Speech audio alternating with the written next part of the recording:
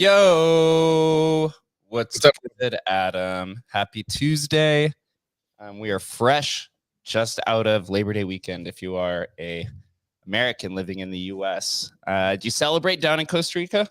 I tell people, bro, I live on Twitter, bro. We don't get days off on Twitter.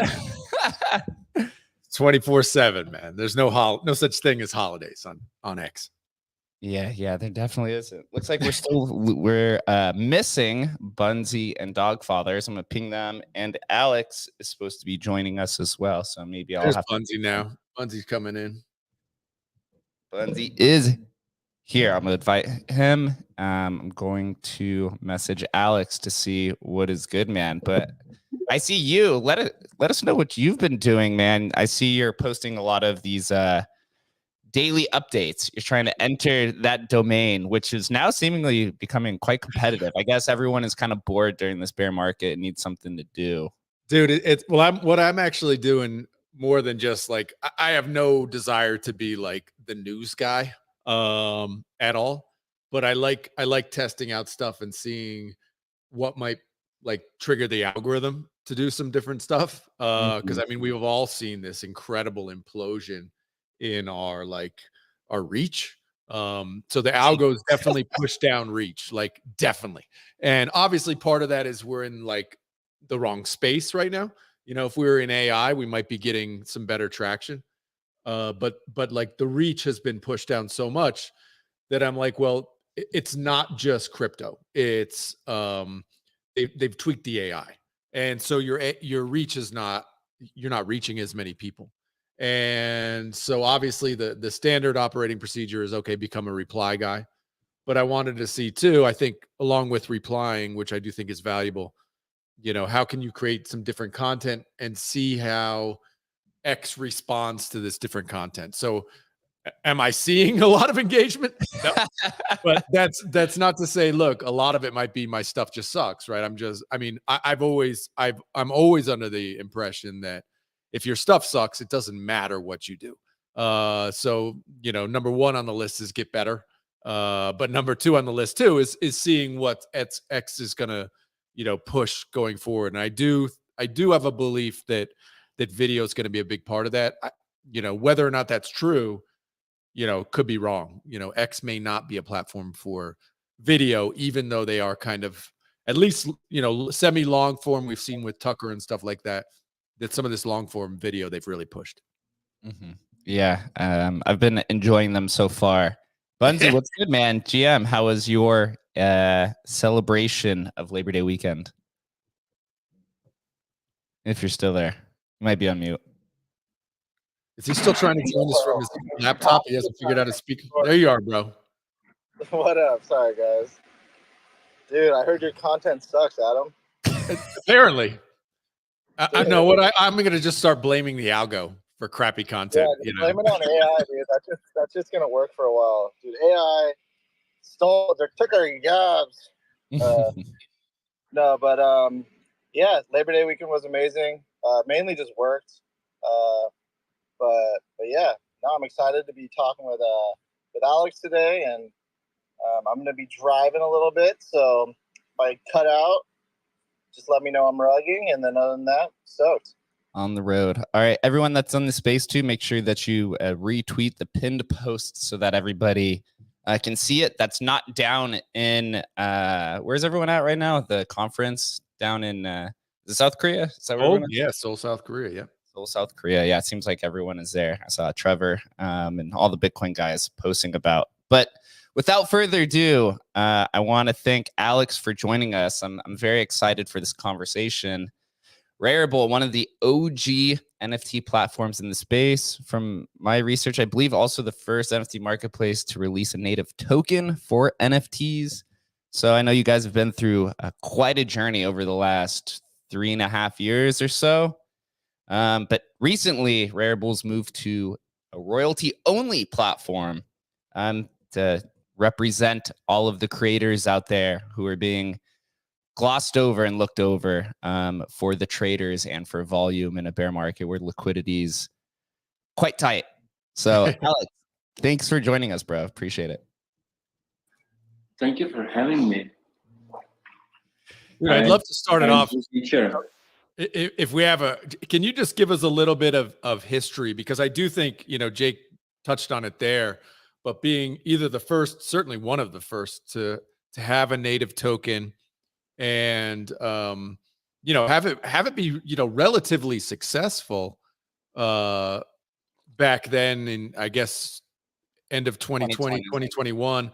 Can you walk us through what your guys' strategy was at that time? And then kind of walk us through how it went, just for people who haven't kind of heard that story?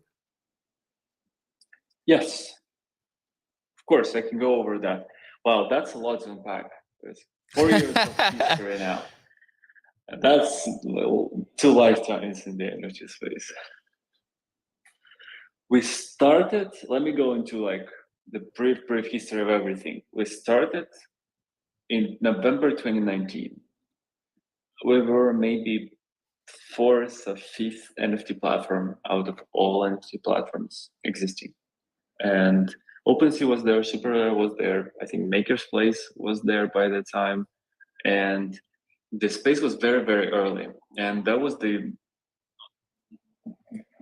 uplift from the bear market. And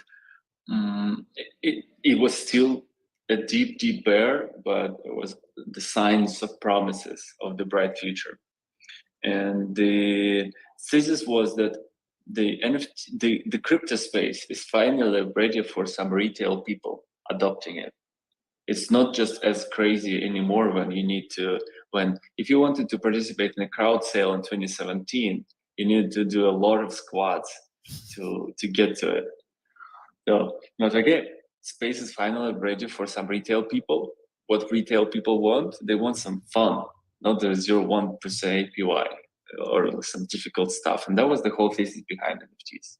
We were the crypto kitties, and what was missing is the ability to create NFTs.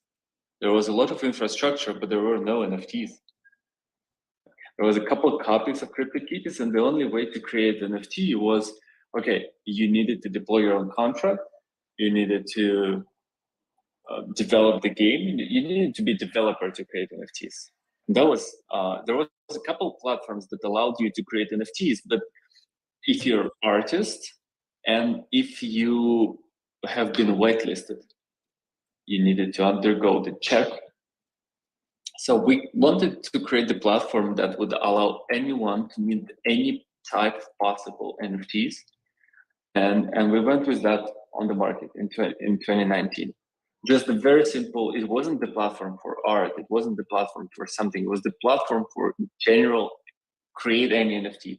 We didn't know what would pick up.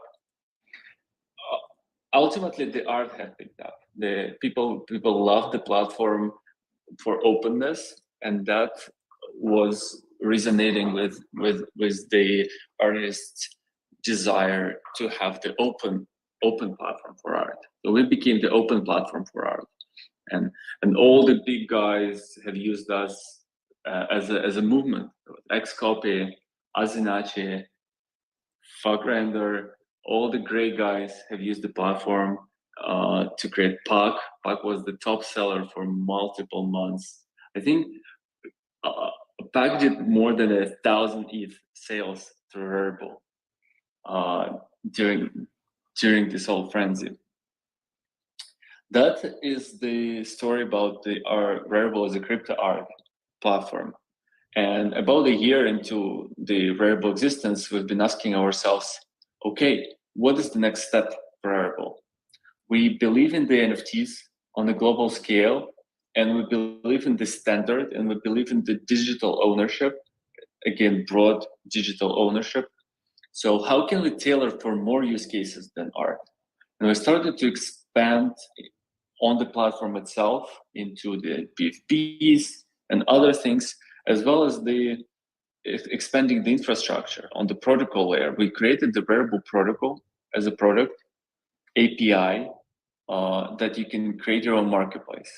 So our global thesis for the next bull run is that we will use NFTs directly on the producer websites.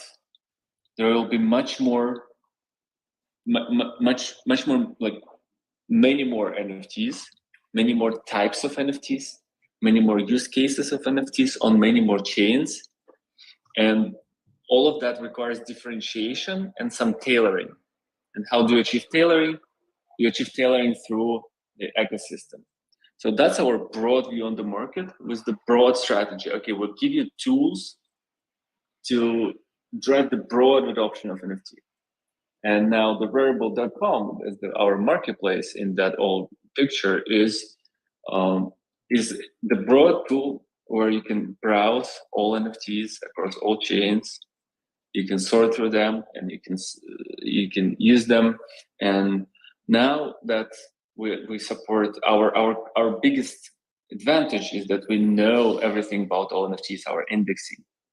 And that's why when the OpenSea was saying that they're like cutting the royalties off, we wanted to stand up for the creators that the story started with and basically become the go-to marketplace for everyone who wants to have royalties. Go-to marketplace for everyone who wants to have royalties on their items enforced. That would be us. Oh, I covered a lot. Well, before we get fully into royalties, which is going to be the huge part of this discussion, tell us about the last experiment you guys did with, rewarding buyers and sellers using the native token. Tell us about that story, how it went down, and kind of the arc of that. How did that play out? All right. Yes, I missed that altogether. That was the summer. That was the summer 2020. I think in the spring of 2020, the Bitcoin halving happened, and we are going to see it again in the spring of 2024. And it catalyzed the market, and we've seen the prices across the crypto to start to go up. And the summer was called DeFi summer.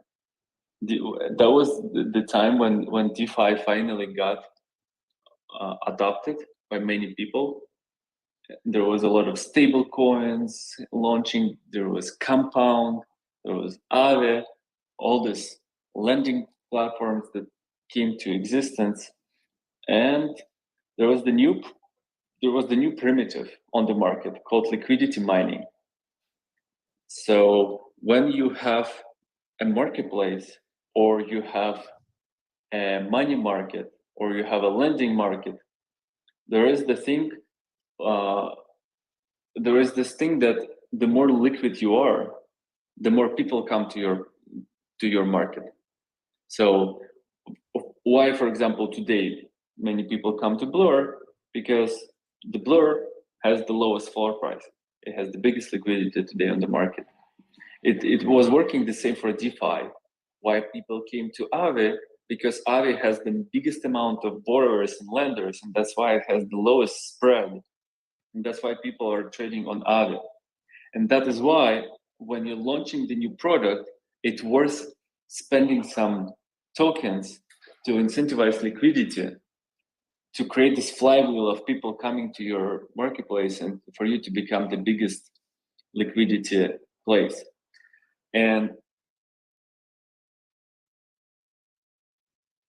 in the DeFi summer, we took that and used that for the NFTs. That was something that nobody tried before, to use that for NFTs.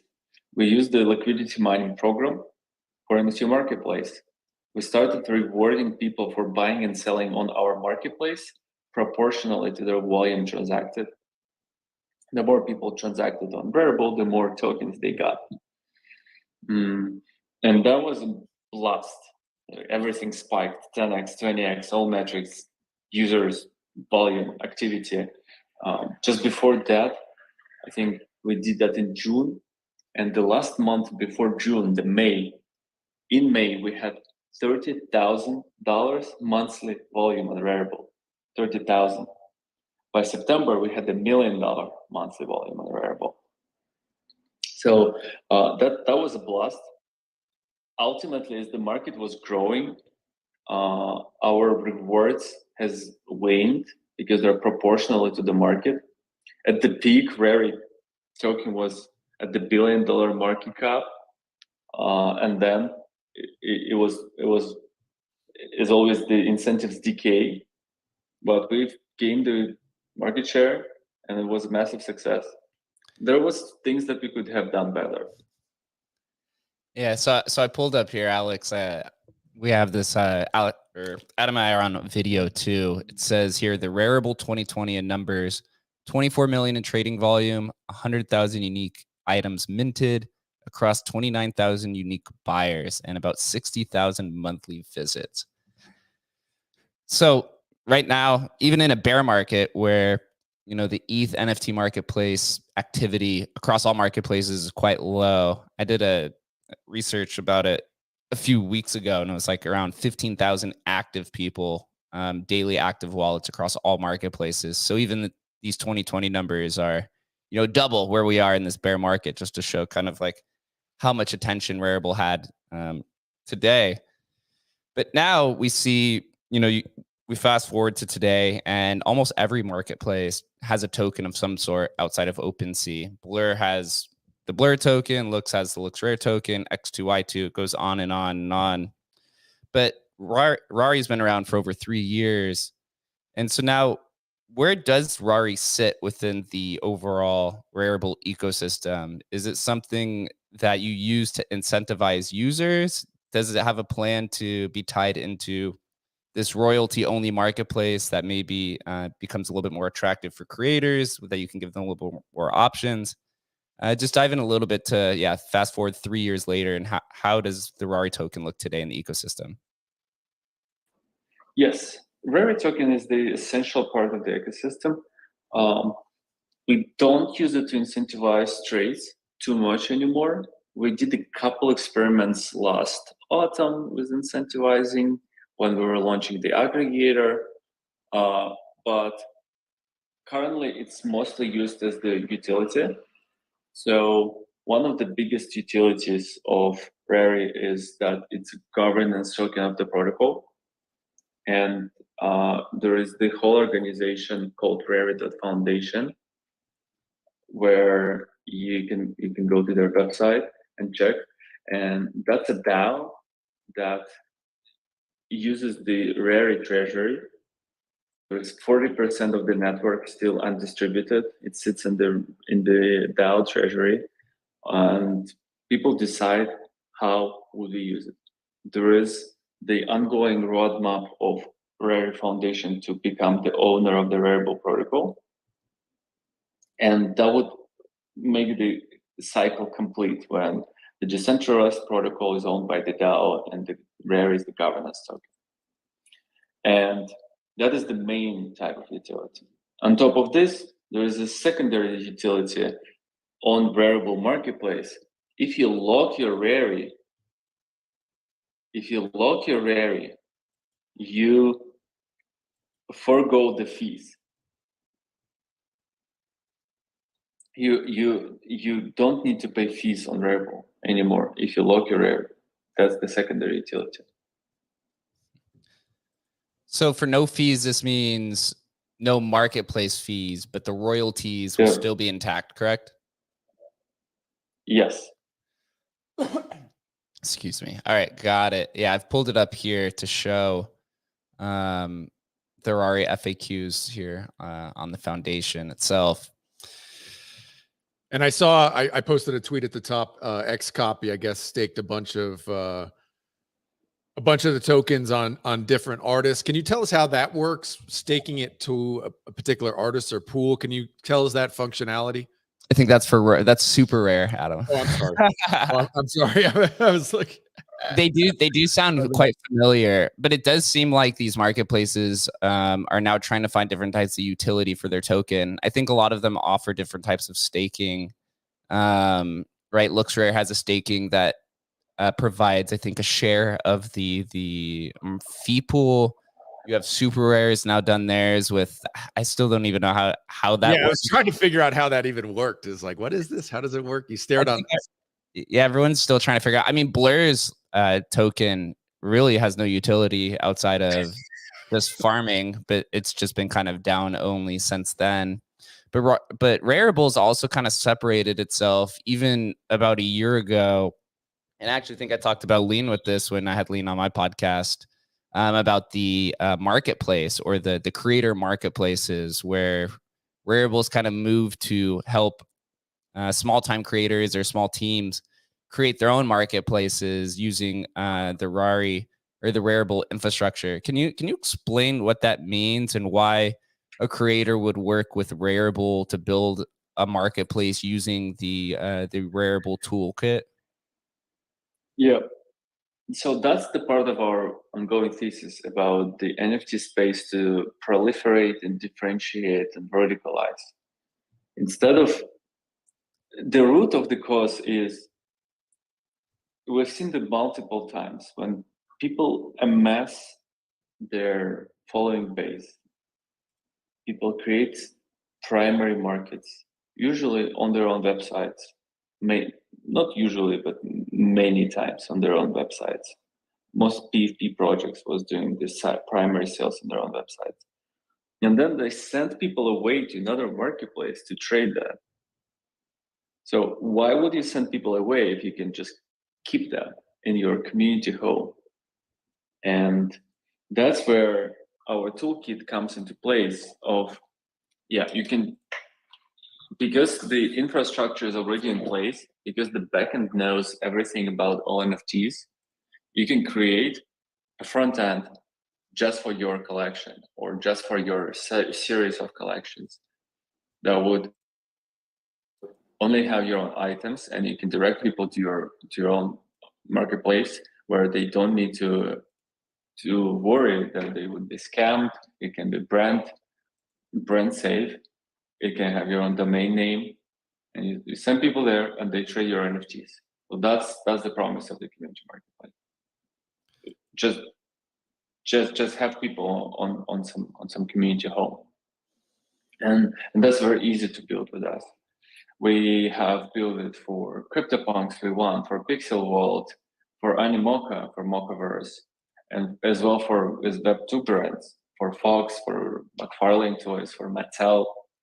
Everybody knows what Mattel is now after the Barbie movie. Yeah, so I've pulled up here using Rarible. There's actually, when you sort by collections, you can sort by marketplaces.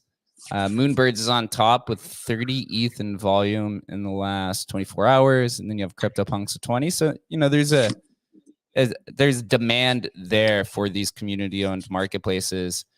So what's in it for Rarible then? If, let's say, I'm Kevin Rose and Moonbirds, and we created this marketplace using Rarible. What does Rarible benefit from this? Is there a revenue sharing component to it, or is there some sort of larger agenda or mission to accomplish by using or creating all of these kind of individually curated marketplaces? Yeah, because it's all using our infrastructure. Yes, there is a revenue component, revenue share component, as well as we just want the market to be better. So, I mean, we have the way to earn money with this. Oh, wow, I'm looking through all these marketplaces. There's thousands of them. Yeah, you guys have done a good job, right? So the top 10 that I see here has anywhere from 30 ETH in volume to 2 ETH in volume in the last 24 hours. The popular collections: Moonbirds, V1 Punks, Wrecked Guy, MFers, Dead Fellas, and Pixel Vault are just a few of them in the top 10. But I'm assuming you guys have tons of different requests. I mean, even some of the Web2 brands right here, like Hot Wheels, I see is here. And then you move down a little bit, and there's like some DC, like DC Comics and Hot Wheels, and even some sports with the official art ball of the 2023 US Women's Open. So I could see that from like a Web2 perspective. If you're trying to get into NFTs, you don't really know what to do, you'd probably lean on someplace like Rarible to help build the marketplace, but also provide some sort of insight as to what's the right direction to go. Is that also what the marketplace offers? Is this type of like white glove service or kind of additional information for those teams who have a large community or a large brand, but maybe just aren't really familiar with the NFT space? Yep. It is for the bigger verticals, usually, that want to have, that are big enough that they are ready to have their own marketplace. That is the primarily working category. I've been exploring these PFPs that want to have a community home. For them, it's not that critical to have their own marketplace, but for the big brands, for sure, it's critical. Once you have more than 5 collections, you start to think about how do I make sure people can even navigate that. If you will come to Pixel Vault Marketplace, there will be like 30 collections. Yeah, that makes sense. All right, so kind of going to the bulk of this conversation then with royalties, it seems like this debate has been something that never ends. It pops up every few months because a major marketplace decides that they need market share because whatever kind of tokenomics or kind of putting them into the ground. Take us through the decision making of moving Rarible completely to a royalty only marketplace. And even here on the tweet that I had pinned to the top, it says Rarible will stop aggregating orders from OpenSea, LooksRare, and X2Y2 by September 30th, 2023. So are we now in a, as we're recording this on September 5th, 2023, is Rarible now officially royalty only? And yeah, take us through the decision making of that. Yeah, so it is not yet.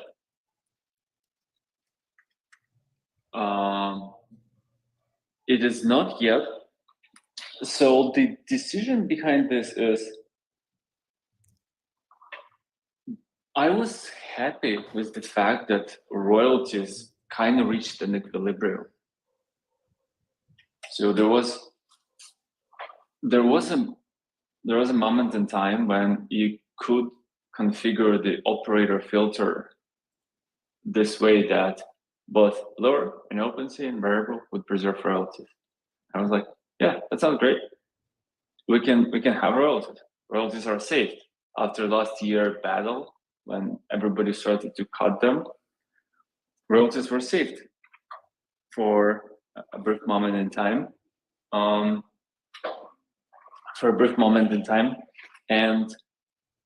then over a sudden, OpenSea dropped royalties.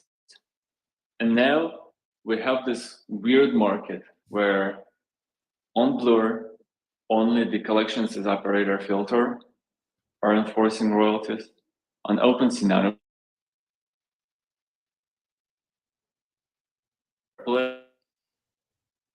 marketplace that you can find anything, most of the important collections that would have preserved royalties.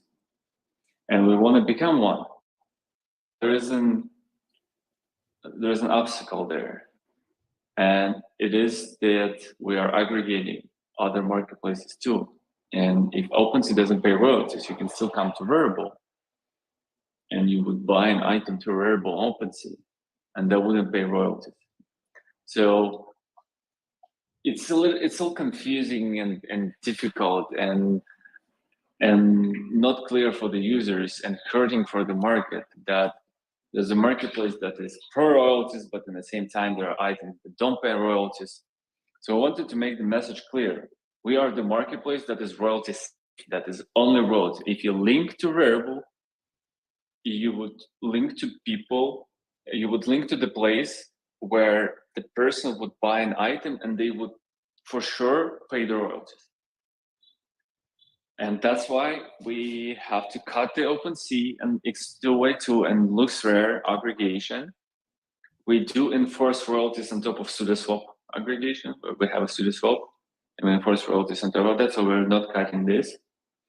And by linking to Rarible, you're linking to the royalty-safe marketplace. We might need to bring that back, the aggregation of OpenSea back with royalties on top of that. And to say, okay, you can still buy items from OpenSea with us, but the royalties would still be enforced. So that's the decision tree, right? right now. We're not yet sure whether we would bring it back or like leave it shut completely. But still, the message is clear. If you link to Rarible, you're linking to the place that respects royalties. That there is no way to not pay them by using our platform. So doesn't this then put Rarible in a kind of a precarious situation when you compare it to the other marketplaces? Because the reason why, or at least the reason why we think that OpenSea is cutting royalties is because they're competing for market share against Blur. Blur's kind of put their backs against the wall, and taking a lot of that volume. So if you're, if you have the same collections, and OpenSea offers royalties and Rarible doesn't, how do you get users to come over and support creators using Rarible's royalty only marketplace? Is there something, is this purely just like a social kind of move for creators to feel for those that are putting out NFTs to pay that additional royalty, or is there something else here that may incentivize or encourage users or customers to purchase an NFT that has a royalty enforcement attached to it? Yep. It does put us into a little of a disadvantage, but that would be sometimes more expensive to buy through us. But also, I think historically the marketplaces, at least for the creators and for retail, the marketplaces for retail has been reliant on relationship with the suppliers, with the collections. OpenSea doesn't, maybe understand, maybe doesn't, how much it was king-made by people linking to that. People trusted saying, okay, come by there because we as Yugolavs, for example, we get royalties back from all the transactions that happen there. And then they were kind of almost betrayed by that move, saying, not anymore. So we want to establish the relationship with the people who create these NFTs, with the creators, with the collections. So if you know a creator collection that is pissed about royalties, send them our way. We would design the marketplace for them the right way. We would make a drop with the creator, and they would link to Rarible, and they would continue getting this royalty stream. That's that simple. And pro traders, yes, they would come to Blur, I think, looking for liquidity, for the best prices, because they want to flip an item. That is like understandable. But retail, there is a little bit more to on the prices for NFTs. All right, Andy, I see you have your hand up. Welcome to the stage, and go ahead. I like this idea, Alex, of differentiation, which I've looked at Rarible for like 2 years, and I was on it for a minute till all the volume went away, and then I was like, why does this place exist? Like, I saw like, I guess my question to you is like, this is a cool thing. Like, why else should Rarible exist in terms of differentiation within the marketplace? Thanks.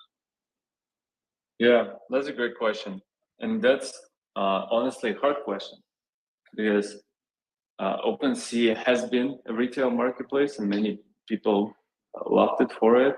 Blur has been the pro trader marketplace and many people loved it for it. There is many marketplaces that target specifically creators, and people love it for it. So Rarible is kind of a little bit of everything, but what we I blinked. Yes, what we've been best at is of OpenSea to be retail marketplace, the broad retail marketplace where you can come, search for items, look for items, and now that there is an opportunity to fight for retail market where OpenSea is fighting for the pro trader market. Yeah, we're ready to do it. Retail people.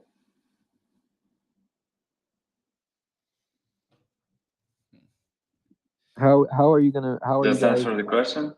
Yeah, thank you. Let me ask you one more. How are you guys? Do you guys have any ideas of how to boost like zero, like the low to mid sort of level creators? Like that's what I haven't seen been enabled, but a lot of promises about it, like throughout all the marketplaces, and I haven't really seen a single marketplace really do it.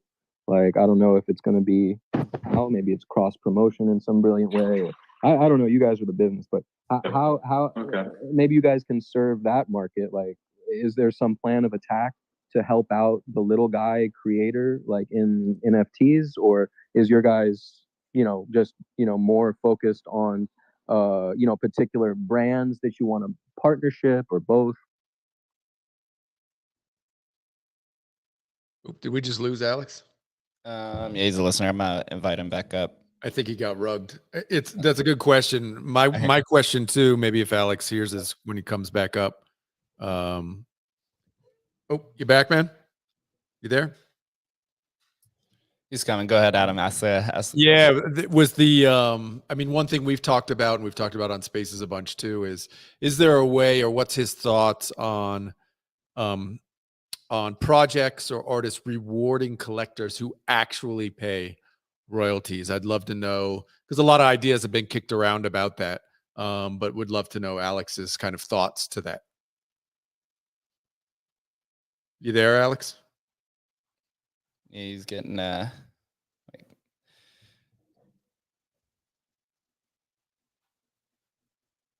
Alex, can you hear us?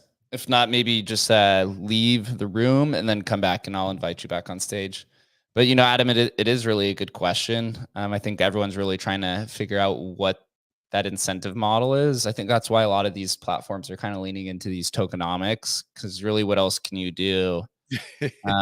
Really, right? I mean, when you think about like crypto rewards or crypto incentives, the first thing that pops in your mind is an airdrop, right? I mean, that's how LooksRare bootstrapped liquidity. That's how Blur did. Everyone has been praying for years that they hope this is what OpenSea does. Who knows if that actually happens?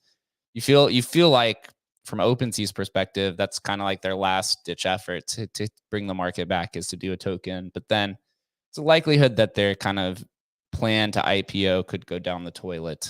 But if it's to save your business, then that's really what it is. So we've also seen some of these small NFT projects start creating like point systems to try to reward with like raffles and things like that.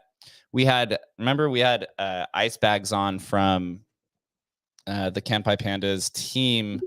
What was that, like 2 weeks ago? Yep. And they use a point system to where you just own your Kanpai Panda and you get points, and then you can like decorate your panda with like different types of traits, or you could go use those points and get put into a raffle to go win kind of like these small time or medium time prizes. Or you're like Frank and you try to give away Teslas and things like that. Right? Yeah, sponsorships, sponsors who give away stuff to your holders, basically. But it's still really tough, because when you think about the value of some of these NFTs that trade, it's really, right, some of these are $50,000, $100,000, and that 5% royalty, $5,000 goes a long way. They're like, why would I? Right? It's this like incentive disalignment where it's like, why would I pay $5,000 to get put into a drawing to win $200 football tickets? I can go buy the VIP box, with that saved money kind of idea. So Alex, can you hear us? Are you back? Yep, I'm back. Can you hear me? Awesome. Adam, do you want to re-ask the question? Yeah. Have you thought about, or what's your feelings on this idea of like rewarding collectors who pay royalties, other than maybe on a platform level, but on like a project level? What's your best thoughts on that idea right now? Yes, this idea was floated around multiple times. Like, let's try to reverse thing, and instead of making people forced to pay royalties just incentivize them to pay it. But ultimately, it's a little bit of the free market. And if you incentivize people to pay royalties by just paying them, it is kind of means that you pay royalties and not them. So that is more directly putting you into this disincentive. So I feel like operator filter actually works, and it would be better if just collections do ban the places that don't respect royalties. So And, Alex, from your perspective, then as an operator of an NFT marketplace for over 3 years, why do you believe, from your personal opinion, that OpenSea removed the operator filter and decided that royalties are officially going to zero? Is that a business decision from their end, or do you think there's something else from the larger picture that the majority of the community is missing? yeah, it feels like they're struggling to get the market share. And that's sort of like a reactive move. They're asking themselves, why did we lose market share? Or maybe because of the royalties.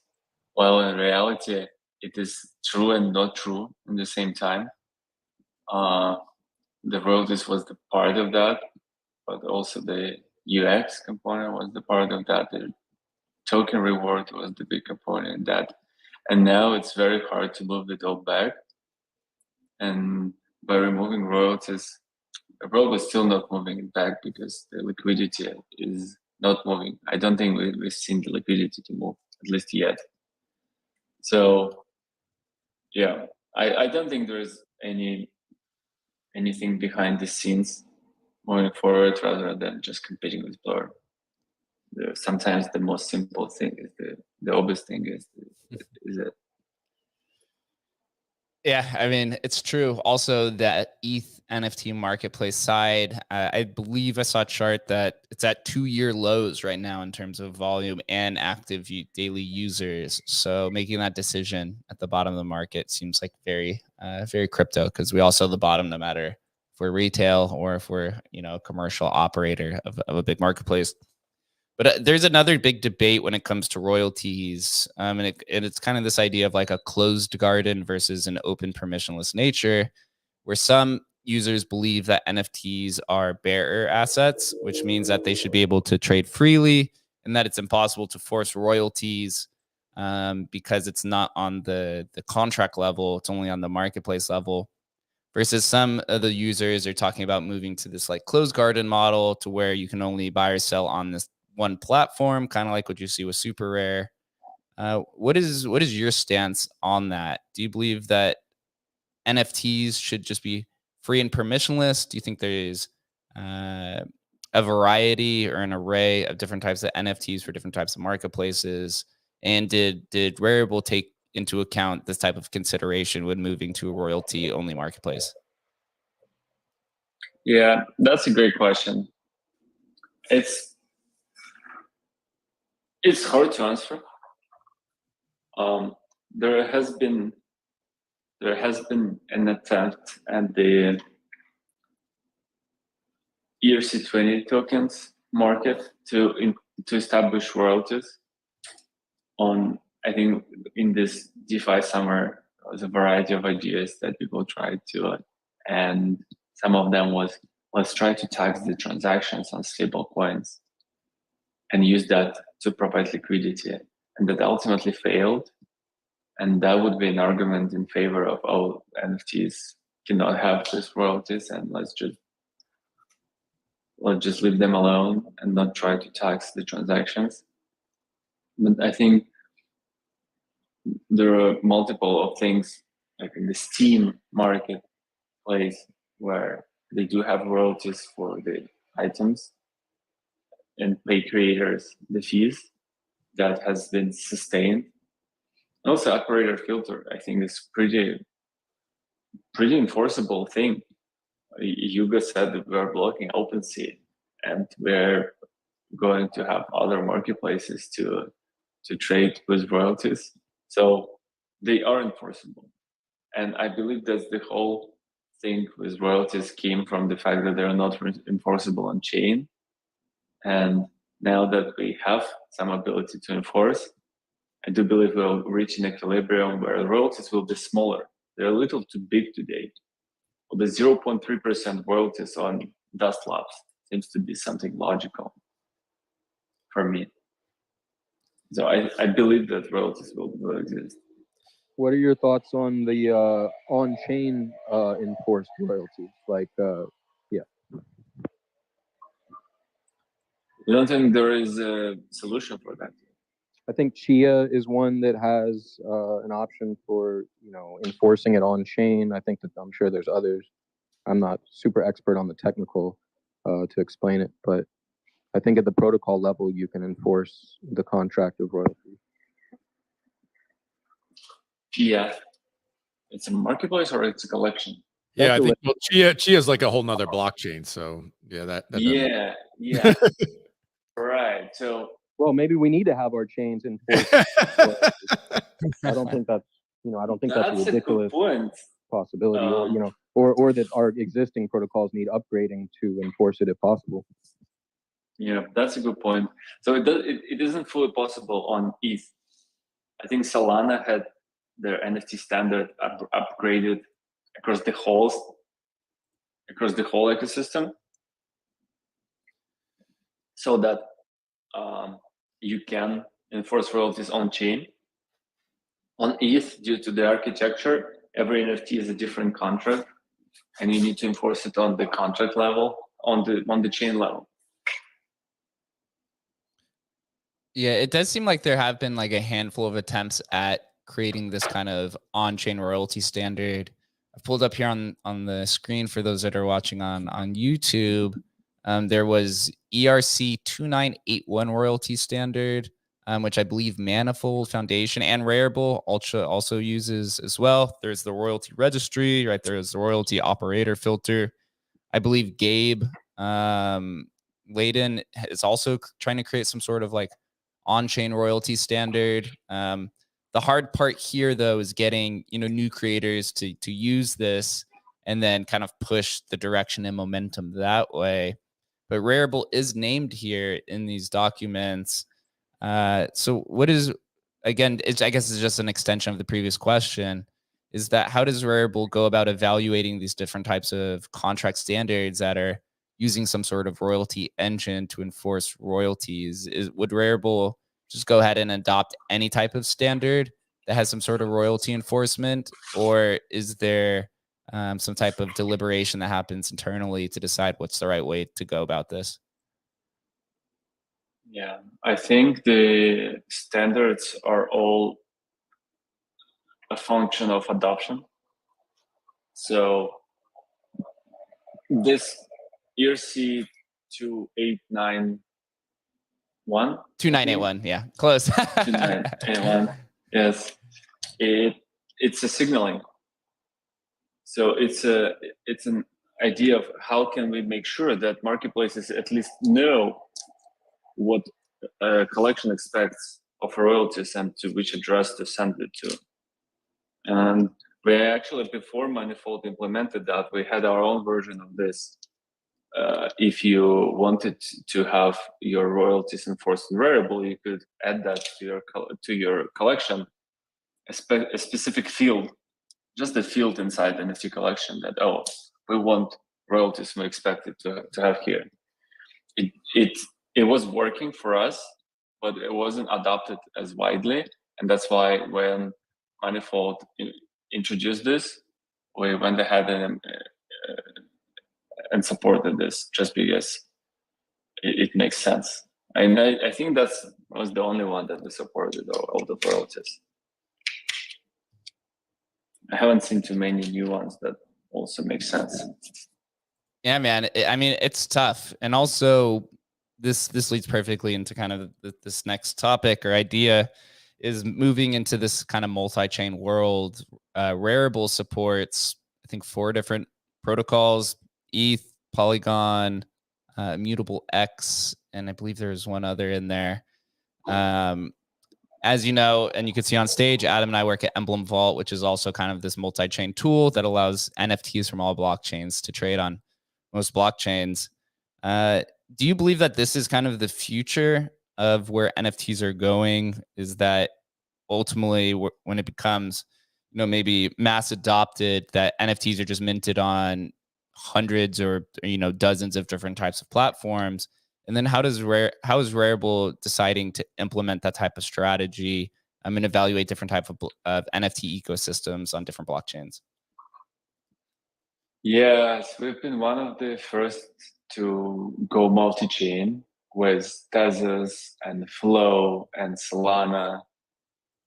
And the promise was, let's create the one place for people to go and trade multiple NFTs across multiple chains. And what we saw is people actually don't want that. That many, many layer ones have such a different communities that it's almost religious. And I'm into ETH a lot, and there's this thing that I almost don't meet Solana people. They kind of exist somewhere, but I so rarely intersect. And that's not only the case for me, that's also the case for many other people. So these communities are very tight. And what we currently see is that this future of many interconnected chains kind of happening around ETH and layer twos. So we're slowly deprecating the other chains and concentrating on EVM chains. To say like we will support Optimism and Arbitrum and Base, Mantel, and all of that would sometime be all interconnected with bridges because it shares the same user base. And I guess then why only EVM? You said that they're all interconnected, but we do see, you know, chains like Solana or even non-EVM chains like Solana, or even kind of the emergence of, you know, Bitcoin ordinals coming into place. Is it that you guys are choosing EVM because it's just easier technically to build that vertical stack, or is there something else outside of that that has turned you to this way to just build within the EVM stack and kind of ignore some of these other ones that maybe a contender here in the near future? It's both. It's both. It's easier technically, and that the ecosystems are too far away from each other. Ethereum people use MetaMask and Coinbase wallets. A lot of people use Phantom. You have two different wallets, you have different collections, you have different communities. Why would you want them to exist on one marketplace? And I think OpenSea also learned that when they introduced Solana, and they weren't able to take any market share from Magic Eden on Solana. People already exist in the connected community. The same for Aptos, let's say. They used a different wallet that introduced a bunch of complexities, and the future is just too far away yet from having full interoperability between Ethereum and Solana, but much closer for interoperability between Ethereum and layer twos. Yeah, I agree. Yeah, Adam, we've learned this, over the last year of working with Emblem and trying to bridge all these communities together. Yep. There's this tribal nature about it. Yeah, that's true.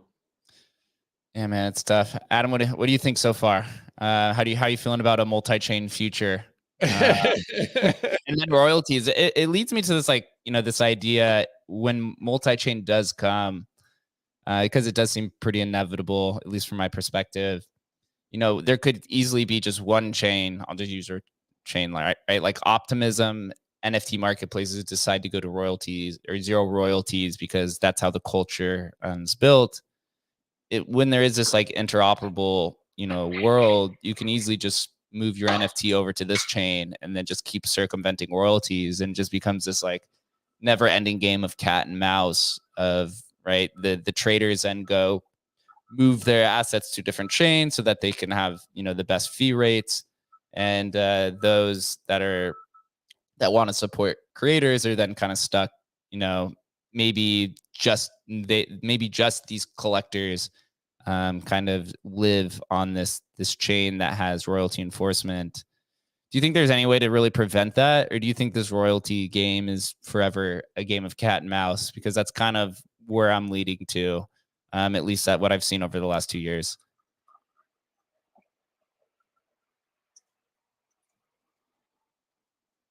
Did we lose Alex? We might have lost him again. Bro, I wish there was an easy answer. Oh, there he is. He's back. My internet is funky. Oh, you're okay. You're okay. Yeah. So I guess just one of these last questions, because I know you're quite busy and we're coming up here on an hour. Do you think this royalty conversation is ever going to end, or is this just going to be a forever game of cat and mouse like we've kind of seen over the last 2 years? Yeah, that's a difficult one. I was hoping that we are at the stage where it's ended. That it's a game theory. Somebody wants to undercut another person to gain market share. And if it's not possible to undercut another person to gain market share, then okay, it's ended. There was the point when the operator filter was working, and I kind of hope that we'll get to the equilibrium again.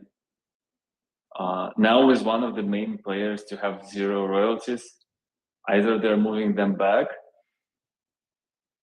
or royalties are dead, or people migrate from that place to the places where royalties are supported. And all of these 3 things are in equilibrium.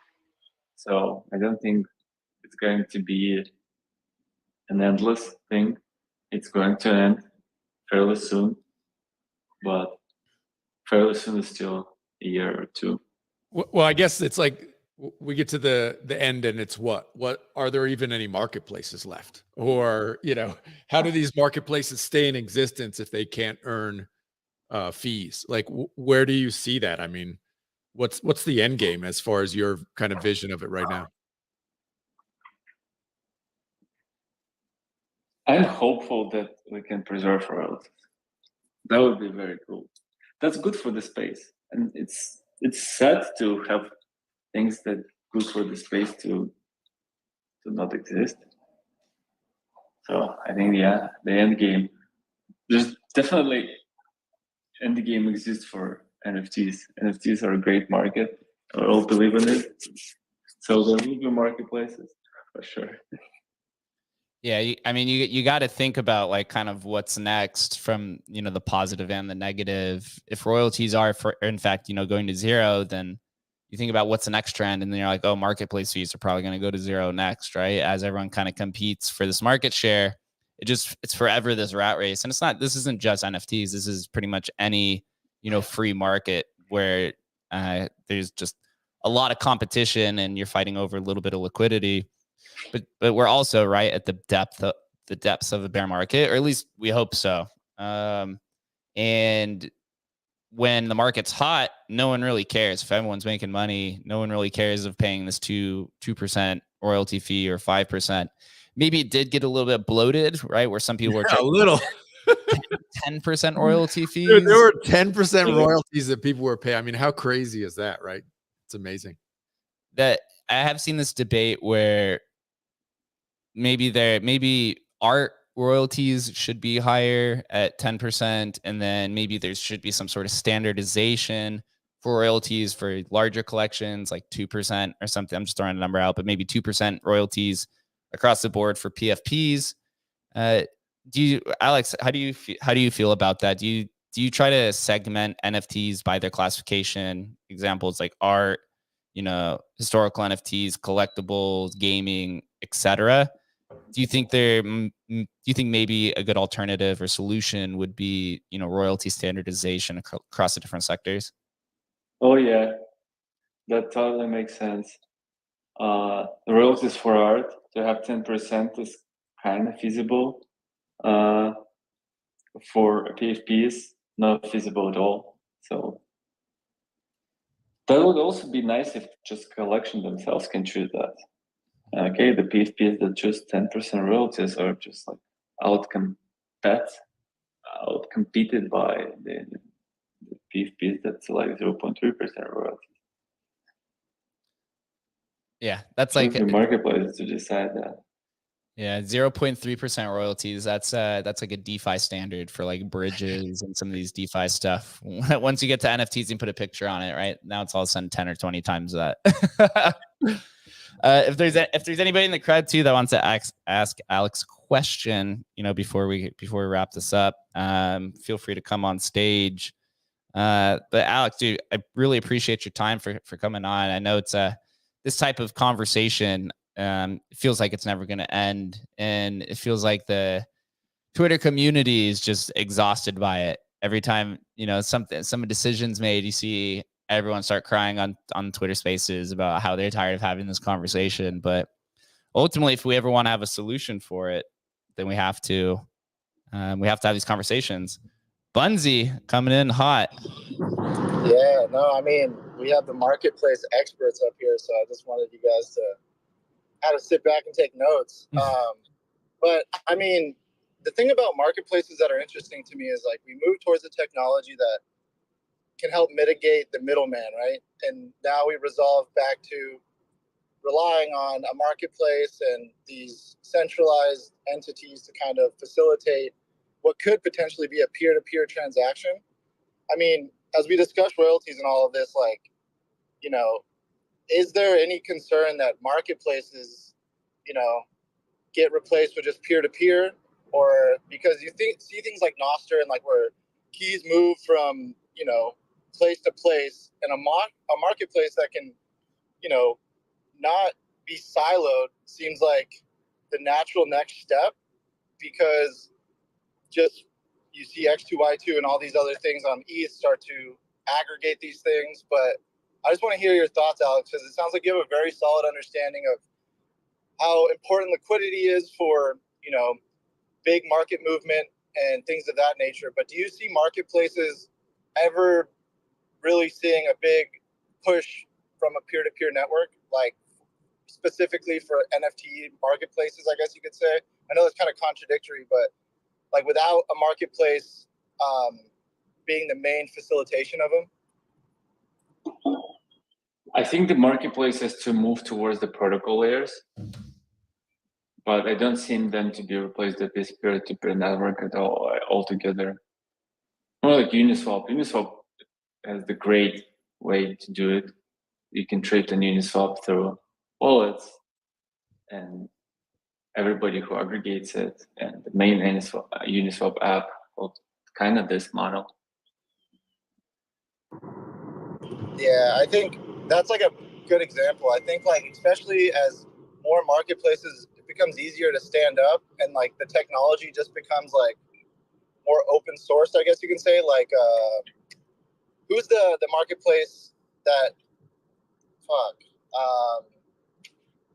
forget the name right now, but they've kind of made their marketplace open source, and now anyone can kind of access it. But I don't know, I just think it's interesting as we move towards a technology that doesn't need middlemen, that I think it's just the nature of NFTs being like a traded commodity, less more than like a collector.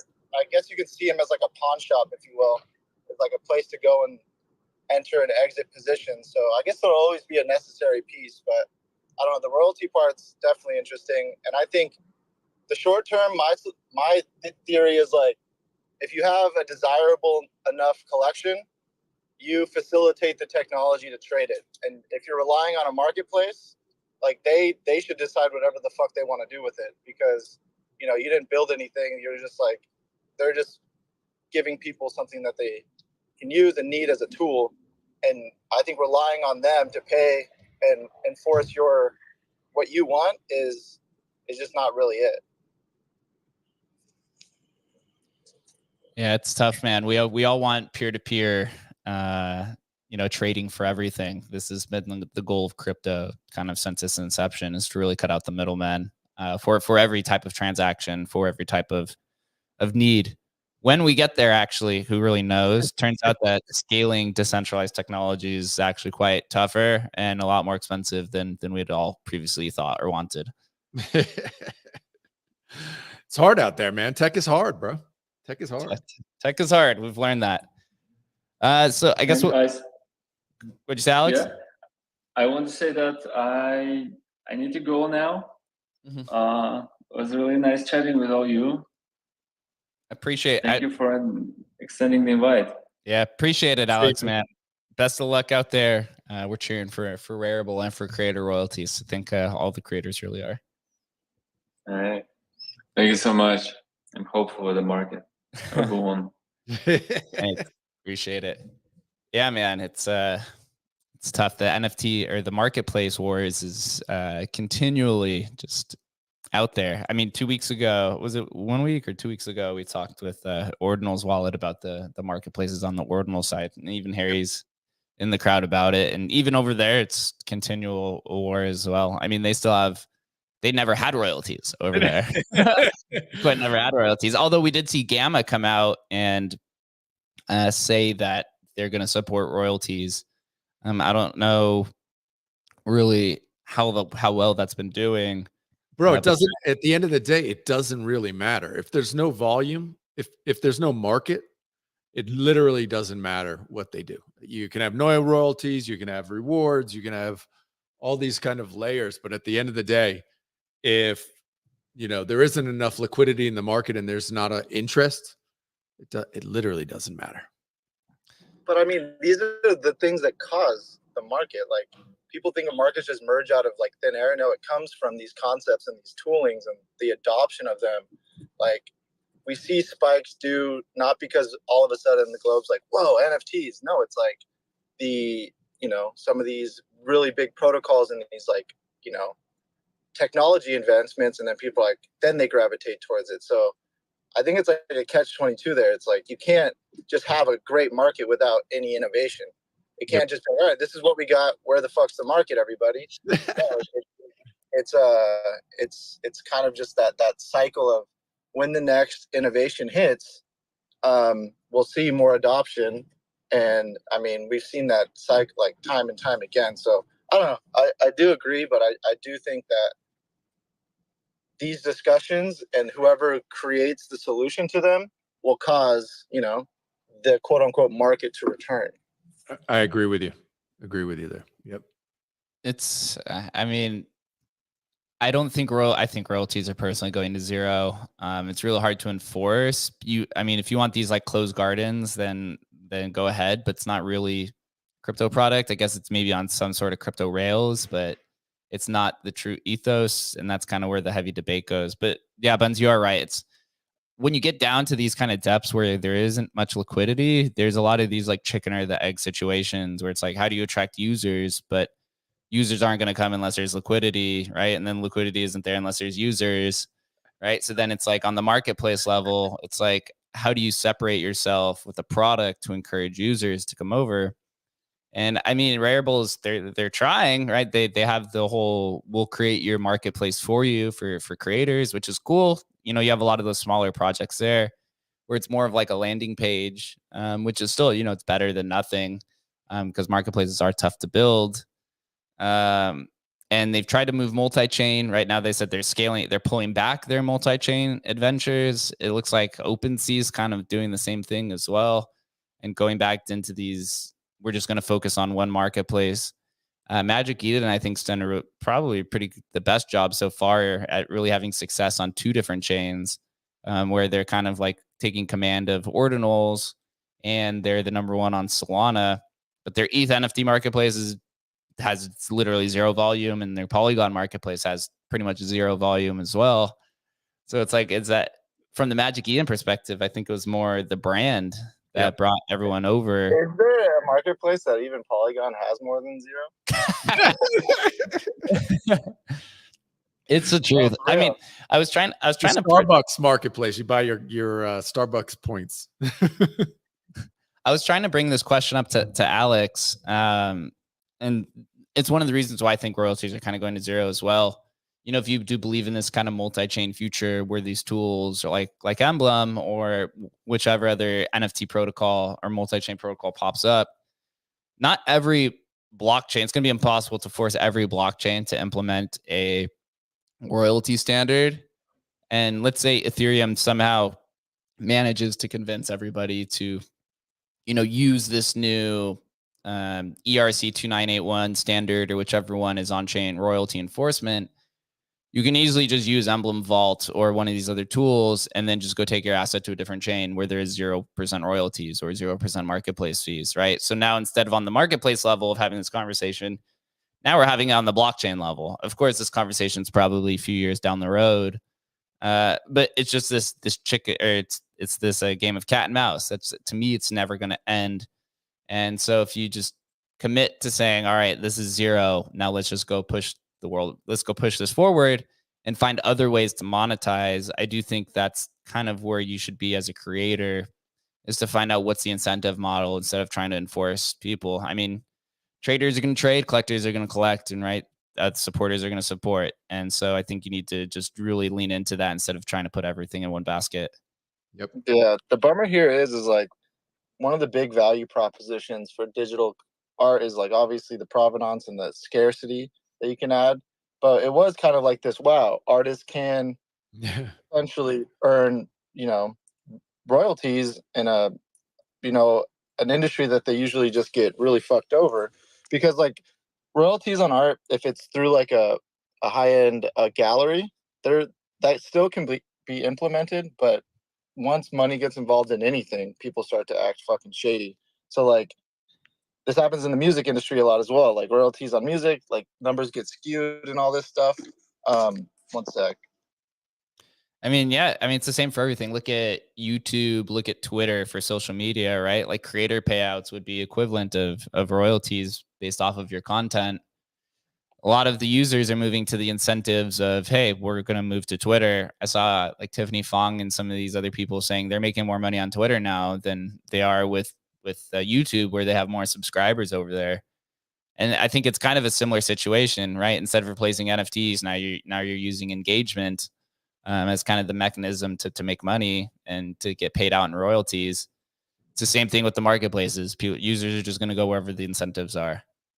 Exactly. And I think the main thing is like you said, like just the way that it was all created, where like this whole thing wasn't implemented from the beginning, and people always find a way around royalties if they really want to. But I think it's just like back to like, I guess I don't know, lack of a better word, like real life transactions where taxes, if you want to get around them, you can get around them.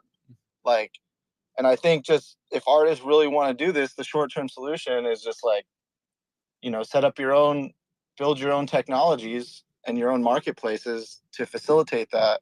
But at the protocol level, like royalties just can't be enforced. And that's just the fact of the matter. I think that's just like the bottom line. Yep. Yeah. Getting people to move to a completely different standard is going to take years to do. It's not impossible, but it's going to take a long time to get users to break that habit, to get the new class to come in whenever that next bull run comes, to get them using that, and to then eventually push the social shift and sentiment over to being using these royalty enforced contracts. It's going to be really tough. I just don't see it. Good. That's kind of the trippy part too, is like it's kind of like the Twitter thing is we have artists come and create this stuff. So it's like if we can't incentivize them though as well, that's like an interesting dilemma of like, I mean, Twitter's Twitter because of the people that come and create content on it. And if they're incentivized to make better content, we get better content, Twitter becomes better. I mean, how is that going to happen with, art and NFTs at their current state? Because the word utility hasn't really panned out for everybody. And like art and collectability has really been the only thing proven to be worth anything. So I don't know.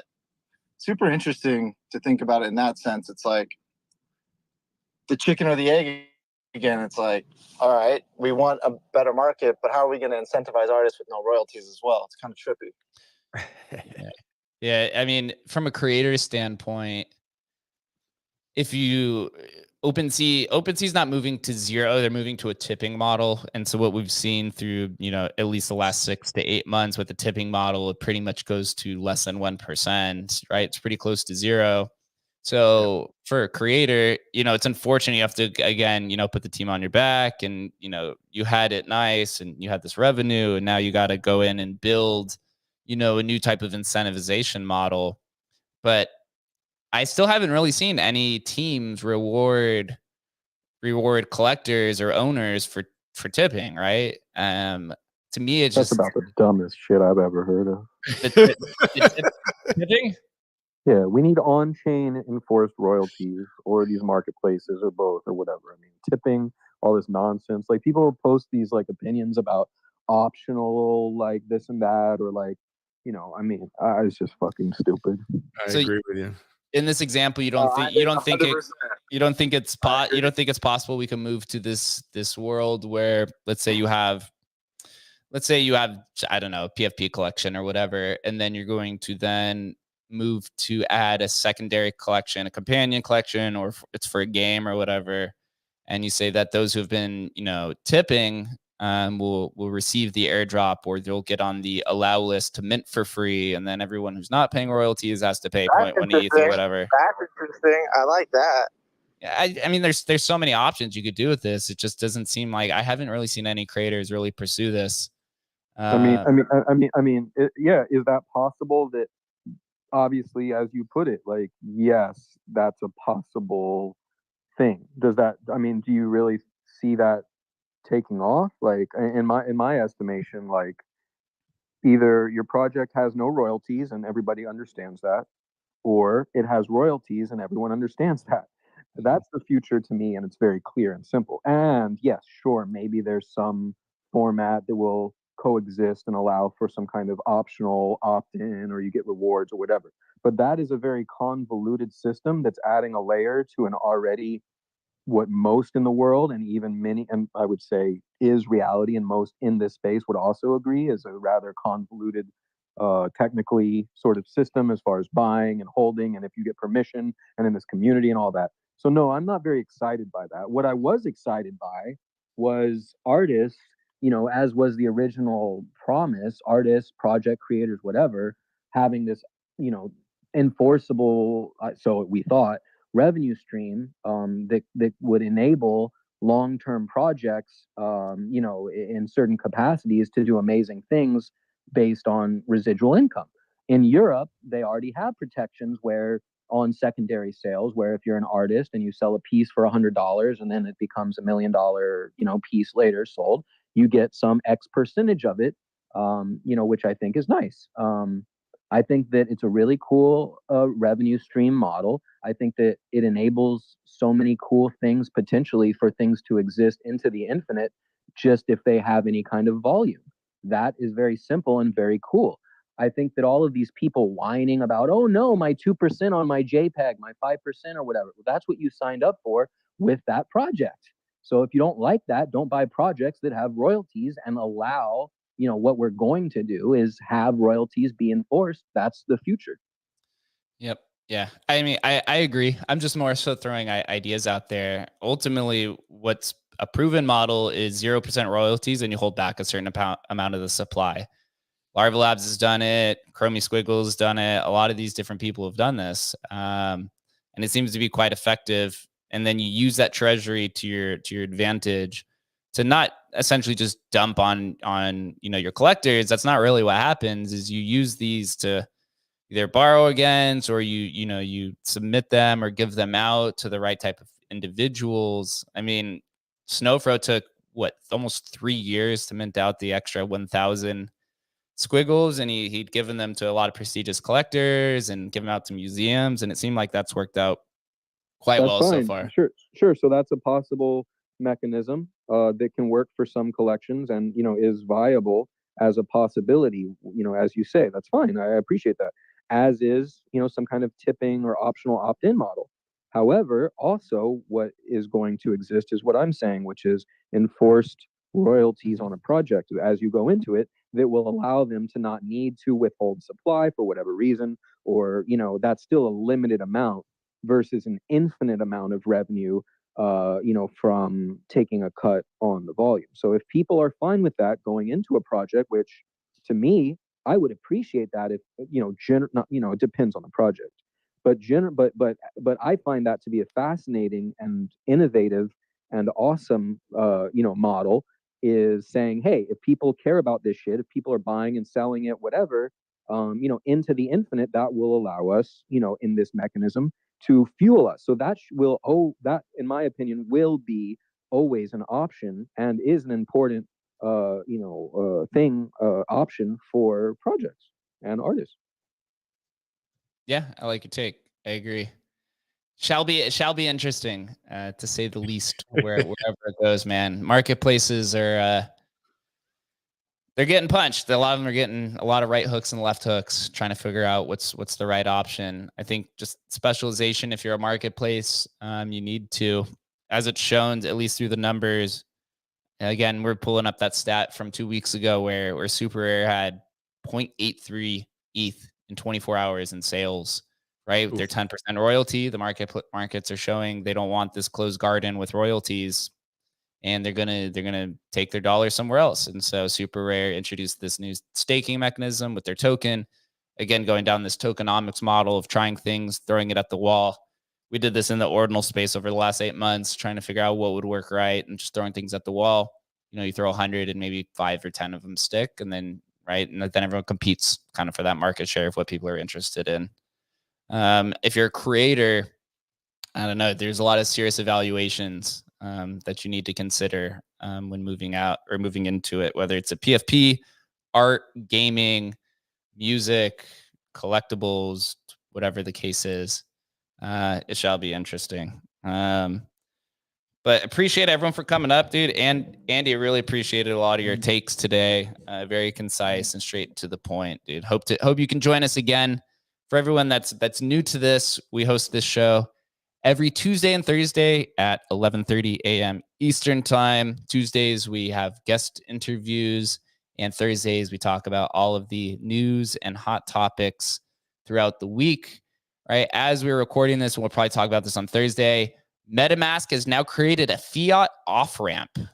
They just posted that about 20 minutes ago. Didn't see that. You could cash out your MetaMask to your bank account. You're probably going to have to KYC. That's probably their secret backdoor to get everyone to KYC their MetaMask. But that'll be interesting. We'll talk about that next Thursday. Awesome. Bunzi, it sounded like your audio quality improved drastically. Are you on a new microphone or something? No, I just got out of my car. I'm actually checking the surf right now. Did you say you're surfing? Checking the surf, living the dream. Pretty good. Damn. All right. Well, Adam, any final words before we close this up? Bro, it's all going to zero. No. It is fun, man. These marketplaces, bro. It is the most cutthroat. This is what free markets are, man.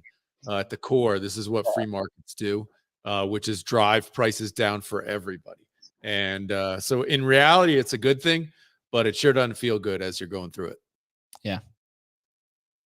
Bunzi, do you have something to say? I think for creators, it's like control what you can control. Like if you're relying on a network to pay you when it's a peer-to-peer open network, just like think about it like cash. And the art example is like, you better believe people are going to pay for that shit in cash too and not pay royalties even in Europe.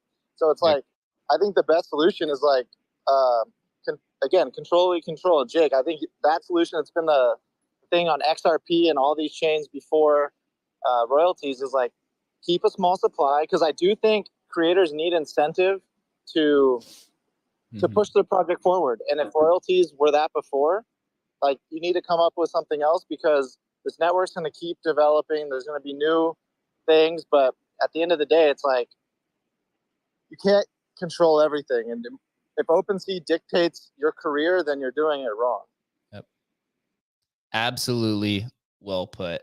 Yeah, Adam and I, we talk about this at Emblem Vault all the time too, is that, royalties go to zero. We've had to change our business model multiple times. So we try to focus on things that we can control, right? There's certain things, every project has certain things that only you can control. And so you should really just focus on those and then build it out, because relying on the rest of the ecosystem, as you've seen, there is There's a lot of ticking time bombs out there.